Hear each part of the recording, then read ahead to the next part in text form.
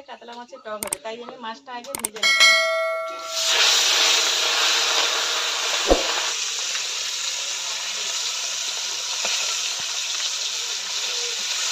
তেল দিয়ে দেবো, কতটা কম দেবো।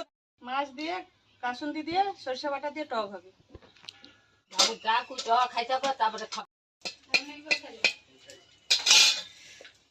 পাঁচ ফোড়ন দিয়ে দেবো,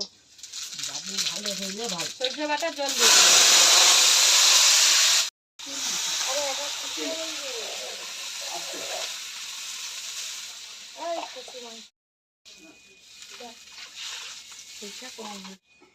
পরিমাণ মতো জল দেবো।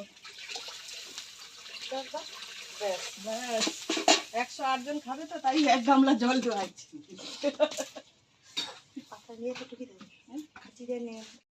পরিমাণ মতো হলুদ গুঁড়ো দেবো। হলুদটা দিয়ে দিলে কালার হয়ে যাবে। আচ্ছা, মাছে নুন আছে, তাই অল্প করেই দেবো। লঙ্কার বাটা দিয়ে দেবো। আরে শালা তেলের উপরে দেবো যে কাস্তে কাস্তে গাহান চলে না। আনাজ ফোড়ন দিয়ে দিলে কি আনাজ, ফোড়নের উপরে দিলে লঙ্কা হলুদ দিয়ে দেবো, দিয়ে সরষের জলটা দিয়ে মানে গুঁড়া আর 7 পিস ঝোলে মাছ দিয়ে দেবো। মাছ দিয়ে দেবো। আরে বাবা সে বলা ঝোলে দিয়ে দেবো মাছ 1 পিস। কাসুন্দিটা আমি দিয়ে দেবো।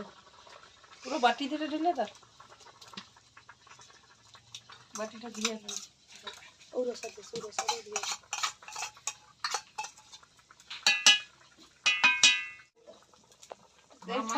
নুন বাটিটা ধরো তো, ওটা কিচ্ছু দেয়নি। নুন দাও না, আম থাসো আছে, তুমি দেখো ঠিক খুঁজে খুঁজে। ওই তো আম থাসো, আমি খাসার কিছু আছে। ডগরা বলি কি ডগরা বড়ি না। সব হয়ে গেছে, এবার নামিয়ে দেবো। 100 টাকা দিবি।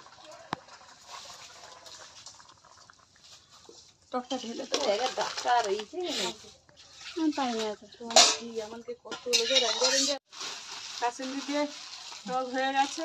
কি দিয়ে বাঁধবো না গিট মার, ভালো হলে কমেন্ট করে জানাবেন। আর বলবো